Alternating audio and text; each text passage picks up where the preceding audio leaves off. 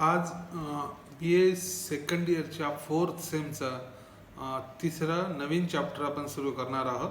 सुभाषचंद्र बोस आणि आझाद हिंद सेना असे या चॅप्टरचे नाव आहे.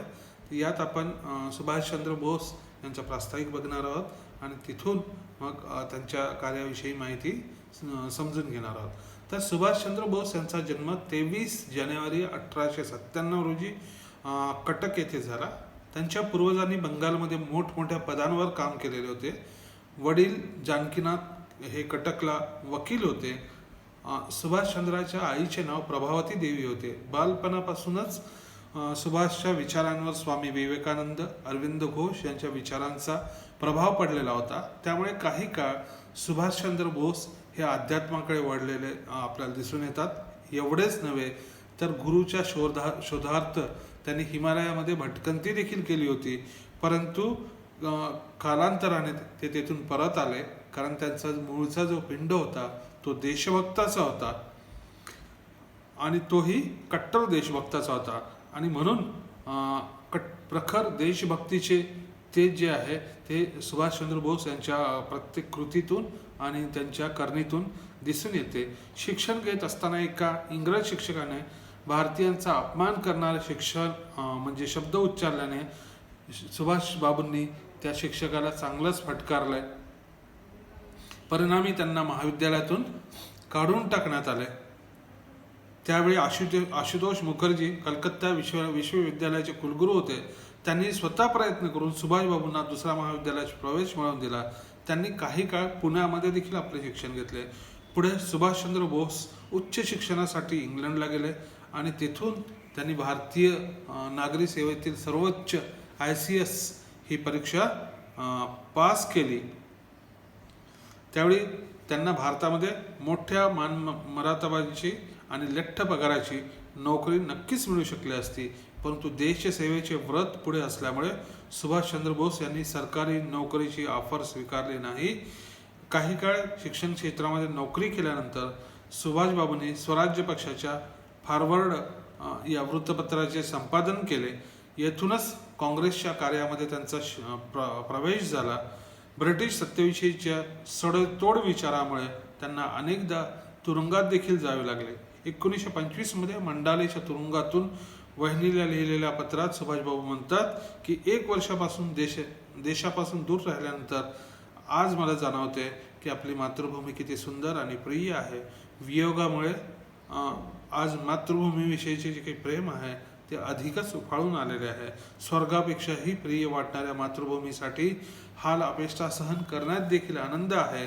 अशा प्रकारचे मत सुभाषचंद्र बोस यांनी आपल्या वहिनीला लिहिलेल्या पत्रामध्ये व्यक्त केलेले आहेत. याच्यानंतर आपल्याला बघायचं आहे की सुभाषचंद्र बोस यांचे महात्मा गांधीशी कशा प्रकारे मतभेद झाले. तर 1927 मध्ये सुभाषचंद्र बोस हे काँग्रेसचे अध्यक्ष झाले. 1928 मध्ये काँग्रेसच्या कलकत्ता अधिवेशनात सुभाषबाबूंकडे स्वयंसेवक दलाची जबाबदारी सोपविण्यात आली. त्यावेळी त्यांची कामगिरी आणि त्यांचा गणवेश पाहून अनेकांनी त्यांना भावी भारताचे सरसेनापती देखील म्हटले. याच काळात सुभाषबाबूंचे गांधींशी बिनसले, कारण सुभाषबाबूंना अधिवेशनात संपूर्ण स्वातंत्र्याची मागणी केली होती.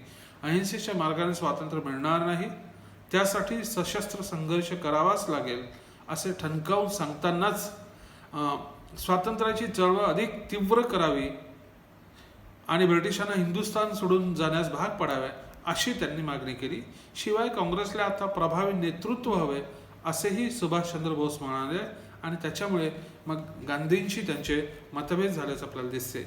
1930 मध्ये सुभाषचंद्र बोस कलकत्ता महानगरपालिकेचे महापौर बनले. परंतु त्यानंतरच्या ब्रिटिश प्रधानमंत्री रॅमसे मॅकडोनाल्ड यांच्या जातीय निवाड्यामुळे अतिशय अस्वस्थ होऊन त्यांनी सरळ काँग्रेसच्या नेतृत्वात बदल करण्याची मागणी केली. यानंतर सुभाषबाबूंनी युरोपचा दौरा केला. त्यात व्हिएन्ना आणि रोम यासारख्या शहरांना त्यांनी भेटी दिल्याचं आपल्याला दिसते. या दौऱ्यातच त्यांनी हिटलेचा हुकुमशाह बेनिटो मुसोलिनी आणि आयर्लंडच्या स्वातंत्र्य युद्धाचे प्रमुख डी व्हेलेरा यांच्या भेटी घेतल्या. 1938 मध्ये हरिपुरा येथे होणाऱ्या काँग्रेसच्या अधिवेशनाचे अध्यक्ष म्हणून ते निवड झाल्याने भारतात परत आले. यावेळी दुसऱ्या महायुद्धाचे पडघम वाजू लागले होते, म्हणून सुभाषबाबूंनी संपूर्ण देशाचा दौरा करून जनमत जागविण्याचे महत्त्वाचे कार्य केले. जानेवारी 1939 मध्ये होणाऱ्या त्रिपुरा अधिवेशनासाठी अध्यक्ष म्हणून सुभाषचंद्र बोस उभे होते, परंतु त्यांचे विचार पटत नसल्यामुळे गांधींनी आपले उमेदवार म्हणून पट्टाभी सीतारामय्या यांना उभे केले. परंतु अध्यक्षपदाच्या निवडणुकीत सुभाषबाबूंचा विजय झाला. मात्र हा आपलाच पराभव आहे असे गांधींना वाटले. त्यामुळे सुभाषबाबू जरी अध्यक्ष बनले असले तरी कार्यसमितीत त्यांना बहुमत नसल्याने काम करणे अशक्य झाले. परिणामी पदाचा मोह न बाळगता त्यांनी त्वरित अध्यक्षपदाचे त्यागपत्र दिले किंवा राजीनामा दिला आणि त्यानंतर सुभाषबाबूंनी काँग्रेसच्या अंतर्गत फॉरवर्ड ब्लॉक या नवीन पक्षाची स्थापना केली. फॉरवर्ड ब्लॉकचे अधिवेशन नागपूरला भरले असताना त्याला संबोधित करण्यासाठी सुभाषबाबू 18 जून 1940 रोजी नागपूरला आले होते. त्यावेळी प्रयत्न करून यश न मिळाले तरी चालते, परंतु प्रयत्न न करणे अपमानकारक आहे असे उद्गार काढून त्यांनी प्रयत्नांचे महत्त्व विशद केले. दुसऱ्या महायुद्धाच्या प्रारंभामुळे भारतीयांच्या मनात येऊ पाहणारे नैराश्य झटकणे हा त्यांचा मूळ हेतू होता. त्यानंतरचे पुढील 4 दिवस सुभाषबाबूंच्या जीवनाला कलाटणी देणारे ठरले. भारतीय इतिहासात ते अजरामर झाले, सुवर्णाक्षराने लिहिण्यासारखे झाले. राष्ट्रीय स्वयंसेवक संघाची स्थापना करणाऱ्या डॉक्टर हेडगेवारांची भेट घेऊन त्यांची देशस्थितीबद्दल त्यांनी चर्चा केली आणि मार्गदर्शन घ्यावे या आकांक्षाने सुभाषचंद्र 20 जूनला त्यांच्या भेटीला गेले, परंतु त्यांना निराश व्हावे लागले, कारण डॉक्टर हेडगेवार त्यावेळी मृत्यूशय्येवर होते. त्यामुळे सुभाषबाबूंना दुरूनच त्यांचे दर्शन घ्यावे लागले आणि त्यानंतर मुंबईला जाऊन 22 जून रोजी त्यांनी स्वातंत्र्यवीर सावरकरांची भेट घेतली. या 2 महान क्रांतिकारकांची ही भेट ऐतिहासिकदृष्ट्या अतिशय गाजली. याच भेटीत सावरकरांनी सुभाषबाबूंना रासबिहारी बोस यांच्या कार्याची माहिती दिली व रासबिहारीचे जपानहून आलेले पत्रही दाखवले आणि नंतर भारताच्या बाहेर जाऊन भारतावरील इंग्रजांवर हल्ला करण्याचा महामंत्र सावरकरांनी सुभाषबाबू बोस यांना दिला. आता सुभाषबाबूंचे भारताबाहेर प्रयाण. तर सुभाषबाबूंच्या युद्धकाळातील विचारांमुळे ब्रिटिश सरकारने त्यांना त्यांच्या घरामध्येच स्थानबद्ध करून ठेवलेले होते, परंतु सावरकरांच्या भेटीपासून त्यांच्या डोक्यामध्ये वेगळेच विचारचक्र सुरू झालेले होते. त्याच्या अंमलबजावणीस त्यांनी प्रारंभ सुरू केला होता. प्रकृती ठीक नसल्याचे निमित्त करून नेताजी सुभाषचंद्र बोस यांनी दाढी वाढवायला सुरुवात केली.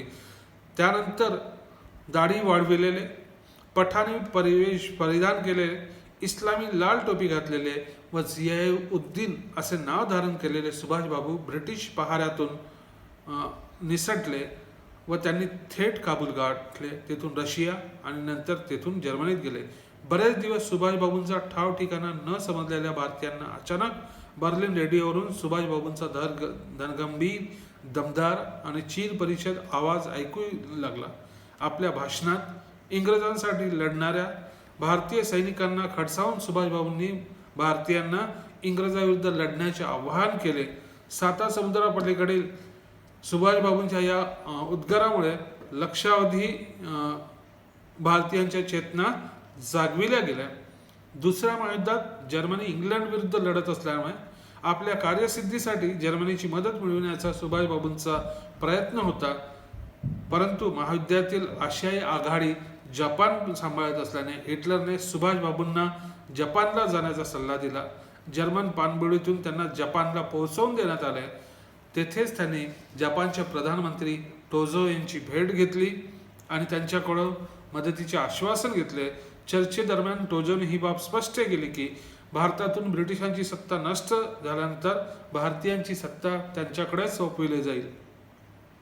एवढेच नव्हे तर ब्रिटिशांविरुद्ध लढा देण्यासाठी पूर्वेकडे स्थापन झालेल्या इंडियन इंडिपेंडन्स लीग या संघटनेला भारताचे हंगामी सरकार स्थापन करण्यालाही टोजोने मान्यता दिली. या हंगामी सरकारला जर्मनी आणि इटलीच्या सरकारने देखील मान्यता प्रदान केली होती. भारतातून ब्रिटिश सत्ता नष्ट करण्यासाठी जपान पूर्ण सहकार्य करेल आणि जपानने भारतातील प्रदेश ब्रिटिशांकडून जिंकले तर ते त्वरित हंगामी सरकारकडे सोपविले जातील असेही आश्वासन प्रधानमंत्री टोझोने दिले. अर्थात यामुळे ब्रिटिशांऐवजी जपानचे वर्चस्व आपल्यावर प्रस्थापित होईल अशी शंका व्यक्त झाल्याचे आकाशवाणीवर भाषण करून सुभाषबाबूंनी ही गोष्ट स्पष्ट केली की आपण फक्त जपानची मदत घेत आहोत, त्यांचे वर्चस्व मान्य करत नाहीत. स्वातंत्र्य लढ्यात कोणाची मदत घेणे म्हणजे त्यांचे वर्चस्व मान्य करणे नाही असे सडेतोड मत सुभाषचंद्र बोस यांनी जनतेसमोर मांडले. आजच्या दिवस आपण इकडेच थांबू. पुढचा भाग जो आहे आपण तो पुढच्या पिरियडला पाहू.